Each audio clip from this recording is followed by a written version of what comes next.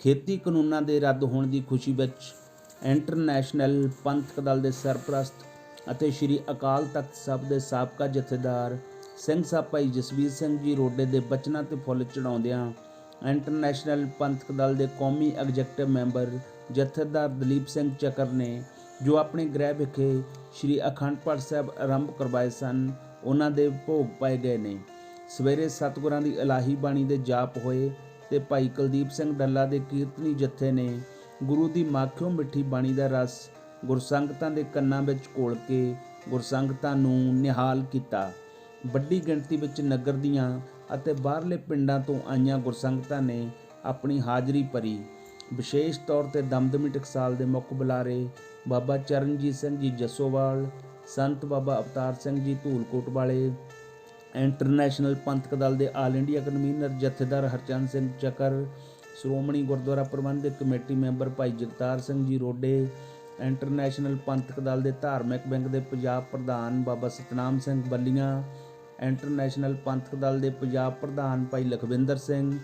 ਕਿਸਾਨ ਬਚਾਓ ਮੋਰਚਾ ਦੇ ਪੰਜਾਬ ਪ੍ਰਧਾਨ ਭਾਈ ਕਿਰਪਾ ਸਿੰਘ ਨੱਥੂਵਾਲਾ, ਧਾਰਮਿਕ ਵਿੰਗ ਦੇ ਆਗੂ ਅਤੇ ਕਥਾਵਾਚਕ ਗਿਆਨੀ ਰਾਜਪਾਲ ਸਿੰਘ ਜੀ ਖਾਲਸਾ, ਬੂਟਾ ਸਿੰਘ ਰਣਸੀਂਹ, ਇੰਟਰਨੈਸ਼ਨਲ ਪੰਥਕ ਦਲ ਤੋਂ ਪੰਜਾਬ ਦੇ ਮੀਤ ਪ੍ਰਧਾਨ ਜਗਸੀਰ ਸਿੰਘ ਜੀ ਰੋਡੇ ਸਮੇਤ ਵੱਡੀ ਗਿਣਤੀ ਵਿੱਚ ਗੁਰਸੰਗਤਾਂ ਨੇ ਜੁਗੋ ਜੁਗ ਅਟਲ ਚਬਰ ਛਤਰ ਤਖਤ ਦੇ ਮਾਲਕ ਸਾਹਿਬ ਸ੍ਰੀ ਗੁਰੂ ਗ੍ਰੰਥ ਸਾਹਿਬ ਜੀ ਨੂੰ ਆਪਣਾ ਸਜਦਾ ਭੇਟ ਕੀਤਾ। ਜਥੇਦਾਰ ਦਲੀਪ ਸਿੰਘ ਜੀ ਚੱਕਰ ਨੇ ਵੱਡੀ ਗਿਣਤੀ ਵਿੱਚ ਪਹੁੰਚੀਆਂ ਗੁਰਸੰਗਤਾਂ ਦਾ ਧੰਨਵਾਦ ਕੀਤਾ ਅਤੇ ਪਹੁੰਚੇ ਹੋਏ ਸੀਨੀਅਰ ਆਗੂਆਂ ਨੂੰ ਸਰੋਪੋ ਦੇ ਕੇ ਸਨਮਾਨਿਤ ਵੀ ਕੀਤਾ। ਦਿਖਾਉਂਦੇ ਹਾਂ ਤੁਹਾਨੂੰ ਤਸਵੀਰਾਂ ਸਮਾਗਮ ਦੇ ਅਗਲੇ ਪੱਖ ਦੀਆਂ ਰੀਅਲ ਮੈਕਸ ਨਿਊਜ਼ ਤੇ। ਵਿਰਾਜਮਾਨ ਸਮੂਹ ਸਾਧ ਸੰਗਤ ਜੀਓ, ਗੱਜ ਕੇ ਫਤਿਹ ਬੁਲਾਓ। ਵਾਹਿਗੁਰੂ ਜੀ ਕਾ ਖਾਲਸਾ, ਵਾਹਿਗੁਰੂ ਜੀ ਕੀ ਫਤਿਹ। ਅੱਜ ਸਤਿਗੁਰਾਂ ਦੇ ਸ਼ੁਕਰਾਨੇ ਲਈ ਇੰਟਰਨੈਸ਼ਨਲ ਪੰਥਕ ਦਲ ਦੇ ਪੈਨਲ ਮੈਂਬਰ ਜਥੇਦਾਰ ਦਲੀਪ ਸਿੰਘ ਜੀ ਦੇ ਸਮੂਹ ਪਰਿਵਾਰ ਵੱਲੋਂ ਗੁਰੂ ਸਾਹਿਬਾਂ ਦੇ ਅਖੰਡ ਪਾਠ ਸਾਹਿਬ ਜੀ ਦੇ ਅੱਜ ਭੋਗ ਪਵਾਏ ਗਏ ਆ। ਅੱਜ ਬਹੁਤ ਹੀ ਸਤਿਕਾਰਯੋਗ ਸ਼ਖਸੀਅਤਾਂ ਇੱਥੇ ਵਿਰਾਜਮਾਨ ਹਨ, ਜਿਨ੍ਹਾਂ ਦੇ ਵਿੱਚ ਵਿਸ਼ੇਸ਼ ਤੌਰ ਤੇ ਬਾਬਾ ਅਵਤਾਰ ਸਿੰਘ ਜੀ ਧੂਲਕੋਟ ਵਾਲੇ, ਭਾਈ ਜਗਤਾਰ ਸਿੰਘ ਜੀ ਰੋਡੇ ਮੈਂਬਰ ਐਸਜੀਪੀਸੀ ਅਤੇ ਇੰਟਰਨੈਸ਼ਨਲ ਪੰਥਕ ਦਲ ਦੀ ਸਮੁੱਚੀ ਲੀਡਰਸ਼ਿਪ ਪਹੁੰਚੀ ਹੈ। ਸਿੰਘ ਸਾਹਿਬ ਭਾਈ ਜਸਵੀਰ ਸਿੰਘ ਜੀ ਖਾਲਸਾ, ਉਹਨਾਂ ਨੇ ਵੀ ਅੱਜ ਇੱਥੇ ਵਿਸ਼ੇਸ਼ ਤੌਰ ਤੇ ਹਾਜ਼ਰ ਹੋਣਾ ਸੀ, ਪਰ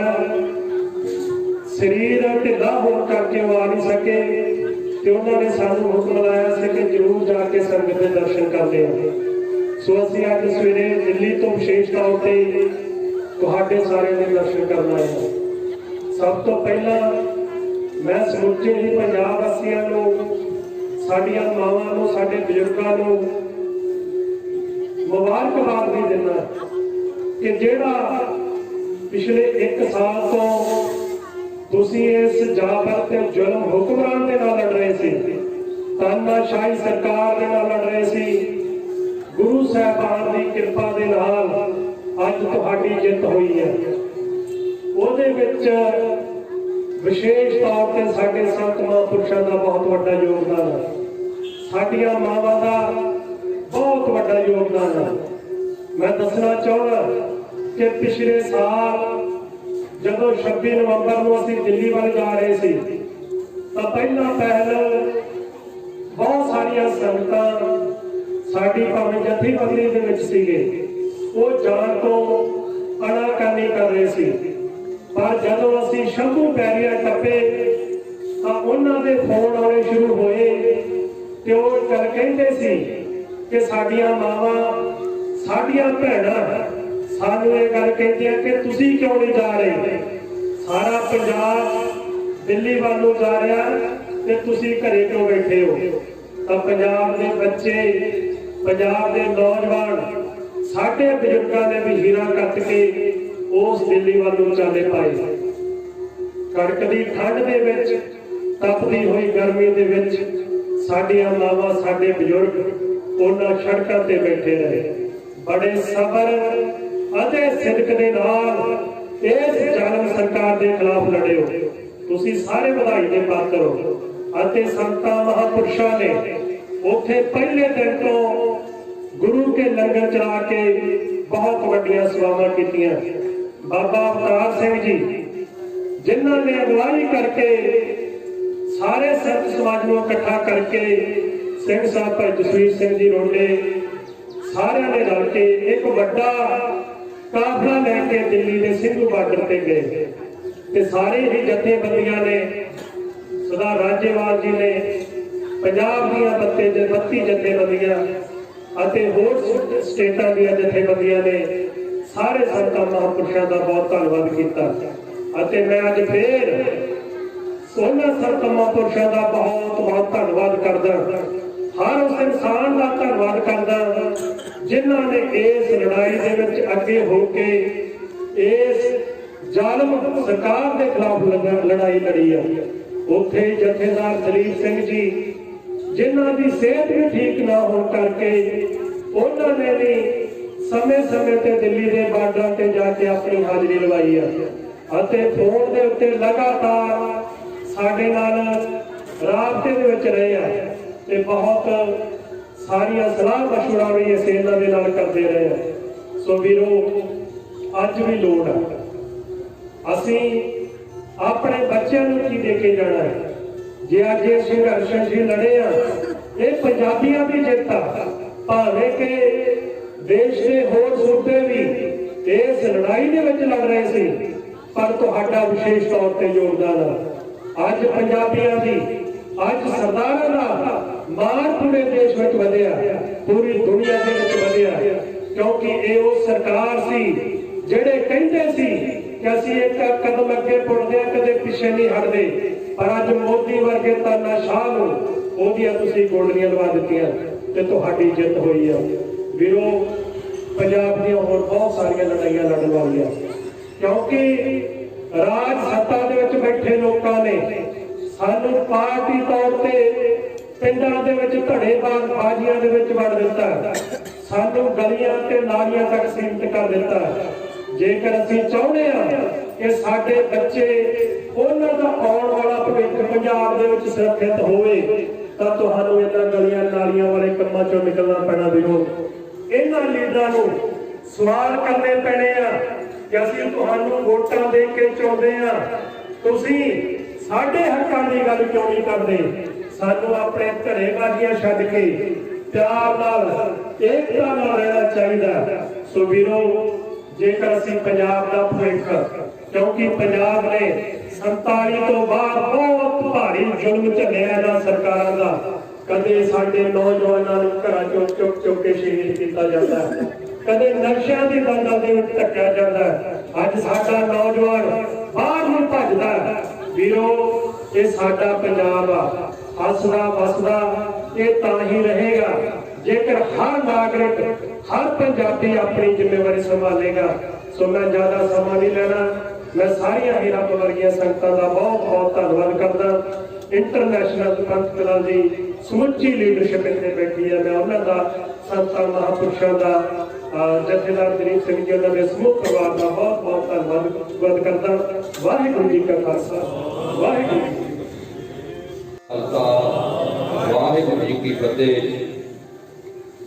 ਸੰਗਤ ਜੀ, ਦਾਸ ਤੋਂ ਪਹਿਲਾਂ ਮੇਰੇ ਬਹੁਤ ਹੀ ਸਤਿਕਾਰਯੋਗ ਭਾਈ ਬੂਟਾ ਸਿੰਘ ਜੀ,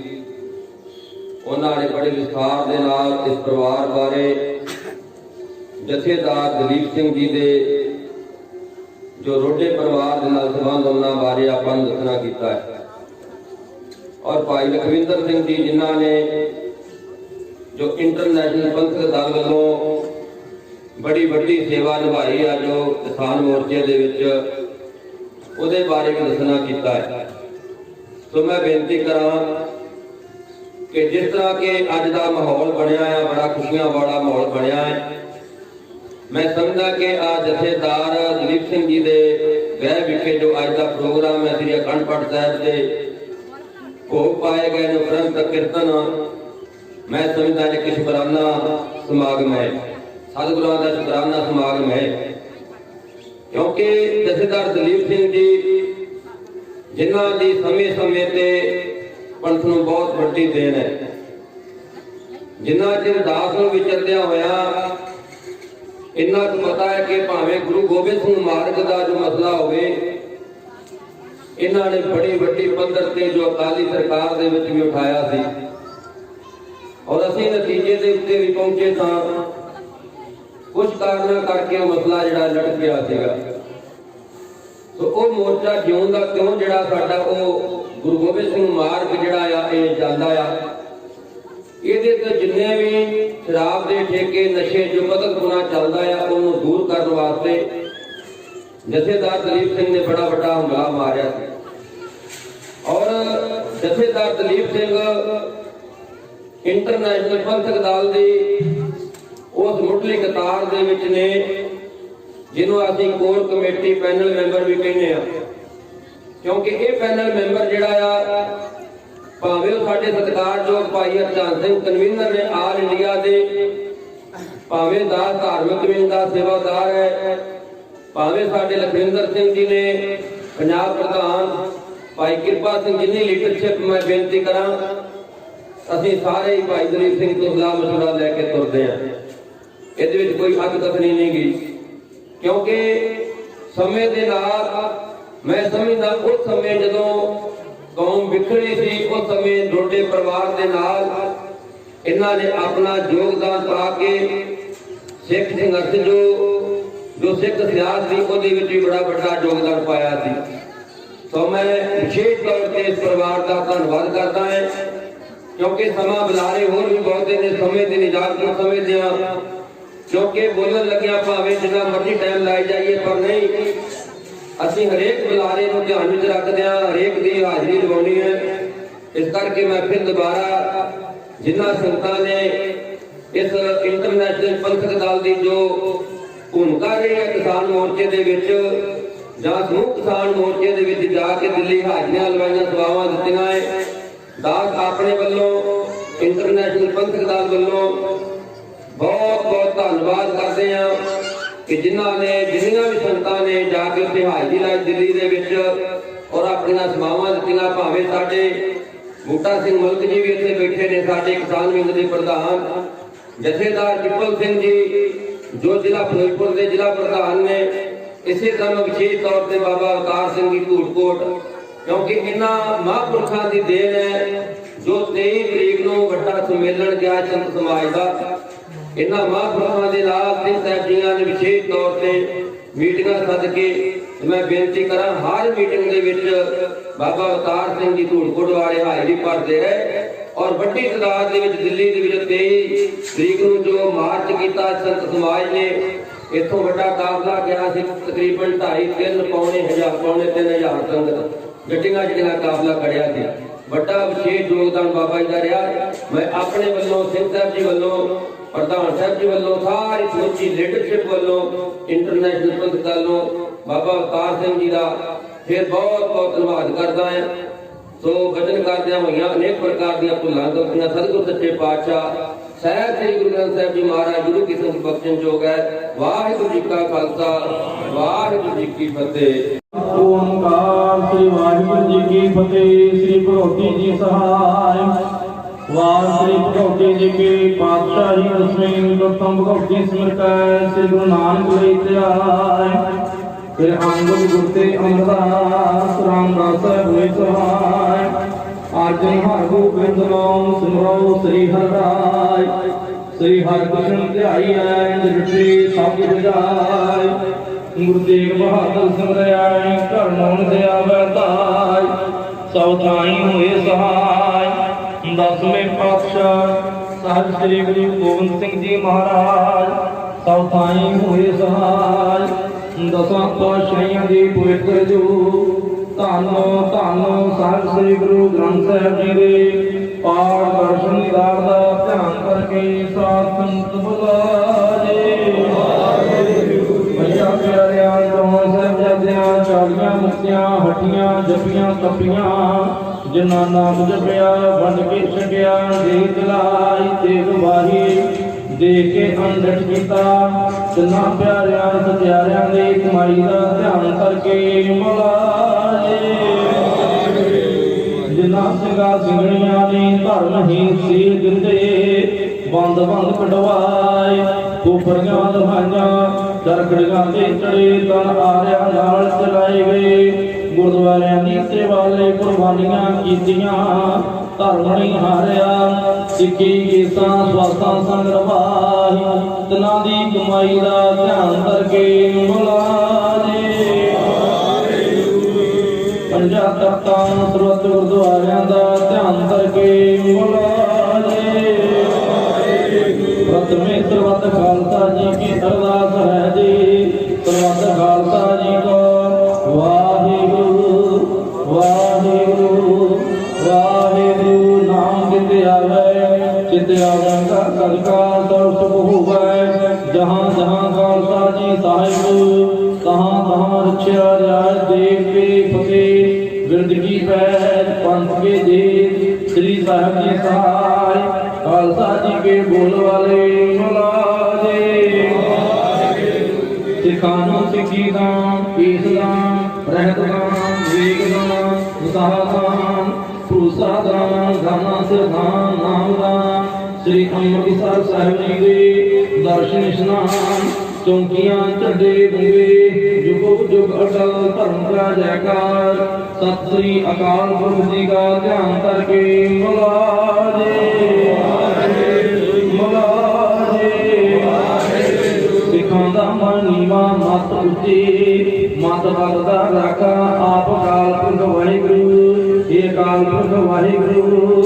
अपने पंथ दे सदा सहाय लदार जियो श्री ननकाना साहिब ते होर गुरुद्वारियां गुरधामां जिन्हां तो पंथ नूं छुड़िया गया खुले पार दर्शन दीदार ते सेवा संभाल दा दान खालसा जी नूं बख्शो इन माणियां दे मान सतगुरु निताणियां दे कान सतगुरु निउटियां दी लोट सच्चे पिता आपके हजूर अरदास पुत्री बेनती है जी दासां दे सिर ते मेर भरिया हथ रखो